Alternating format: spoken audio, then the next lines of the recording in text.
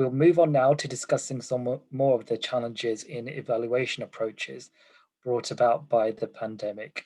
And this was one of the focus areas for another of our skills building workshops, facilitated by Scott Chaplow. Scott is a M&E and strategy specialist, having worked for over 20 years in international development and humanitarian action. We also have with us Madiha Shafi, Mill Manager from the Danish Refugee Council, and Ragda Swade, M&E Officer from Borchild. And they were both part of the learning exchanges on this topic. So thank you to all three of you for joining us. Now, Scott, ahead of these skills building workshops, we invited workshop participants to complete a survey to share their thoughts on how COVID-19 has impacted their method to evaluation planning and implementation. What were some of the standout findings on this? Thank you, Samir. I'm going to report on two sets of questions. The first, the challenges in the evaluation of humanitarian action prior to COVID, because they do relate to COVID-19. And the top answer was insufficient use of evaluation findings to improve programs, which is 93%, and also for decision makers to use, which is 90%. 88% of the survey respondents reported that measuring outcomes or impact was a primary challenge. And then 88% also reported that temporal constraints and urgencies given the emergency context was also a major challenge. Likewise, there was 85% that identified M&E capacity of the field staff as a challenge, but of that 85%, not as many were strongly identifying that as just strongly agreeing as just agreeing. And then another interesting point is the identification of M&E was used to meet institutional requirements rather than the learning for decision making and program improvement. And I think this is interesting because as Wendy mentioned, the emphasis at MFA and IOB and the focus on the evaluation being for accountability at times versus learning, which is becoming an increasingly important concern in the evaluation community.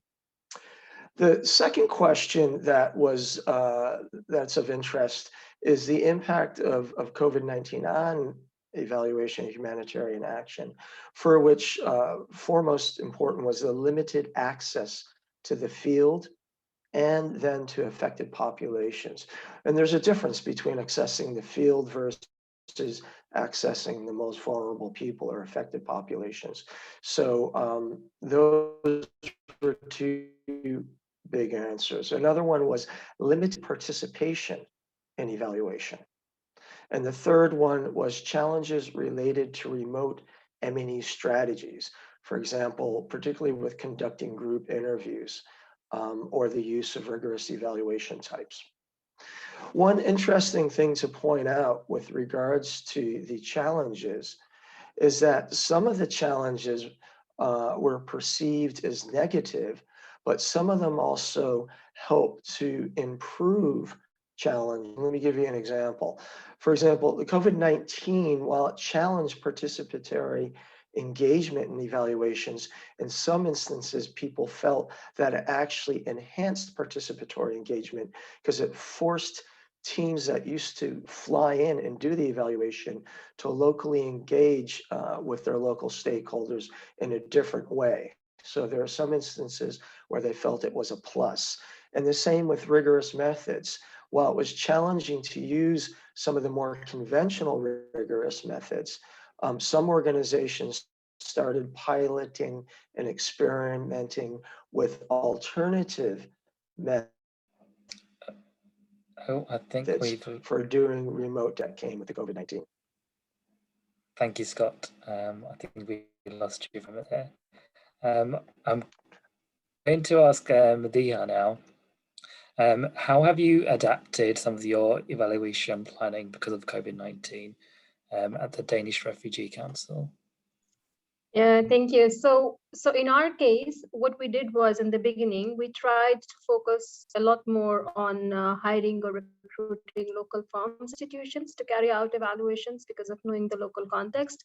and also being operational on the ground, because it was very helpful for us in terms of overcoming the challenge of restricted mobility and access to the field as well.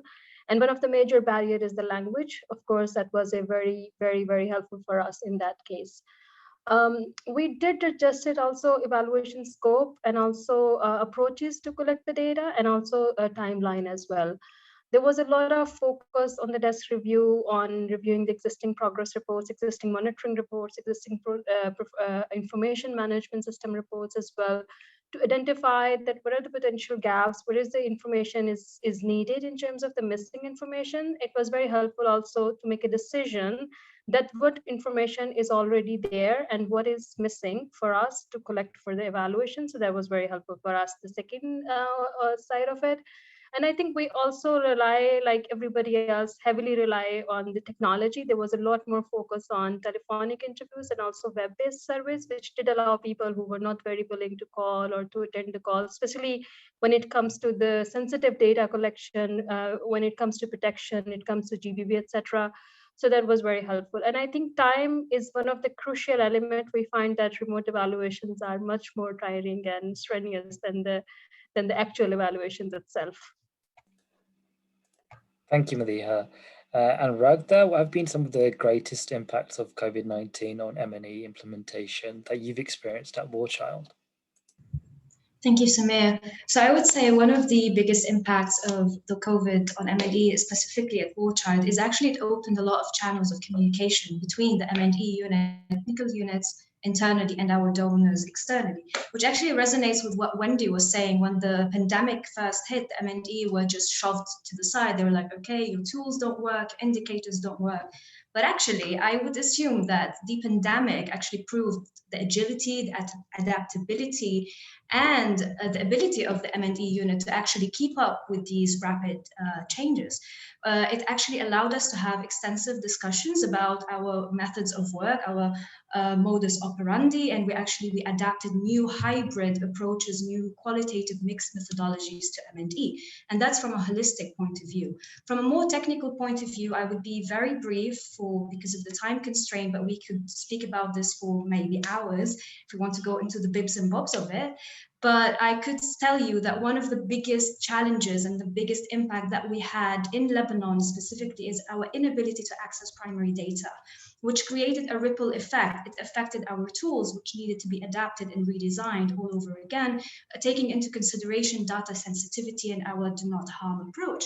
And in addition to that, it affected our sampling when it comes to evaluations. We understand that we have a margin of bias in our sampling and evaluations because we understand that the most marginalized groups, and in this context, I mean people with limited connectivity, access to connectivity, probably were lost in translation. And that goes along to FCRM, and it keeps rippling into other aspects, into capacity building, where the M&E unit was working extensively on capacity building for our partners, our focal points, etc. And it goes on and on into us actually adapting to technology. So that would be technically how we were impacted in a nutshell. Thanks, Ragda. What have been some of the ways that you've adapted your work, and how do you think you will retain some of these beyond the pandemic? What are the long-lasting changes to M&E, do you think?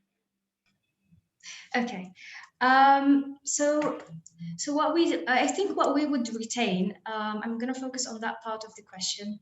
But I think what we would retain is the communication channels that we opened up with other technical units. As you know, it's one of the most traditional challenges for M&E, is actually creating this environment where they understand that actually we're there to help and we're actually integral to the project and its success. What would we retain on the long term is the capacity building efforts that we have done, because after all, Warchild is very adamant on implementing the community-based approach. We have a horizontal relationship with our community.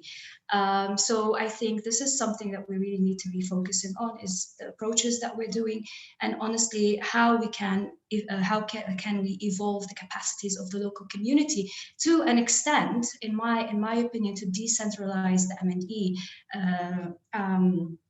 to decentralize the M&E efforts, and also to allow the community to prosper and to actually regain its resilience. So this is on the long term. And naturally, technology, we can't escape technology. I'm a little bit technologically deterministic myself. I think it could be a big aid in humanitarian action as a whole. I can't see how it cannot be a big aid in M&E itself.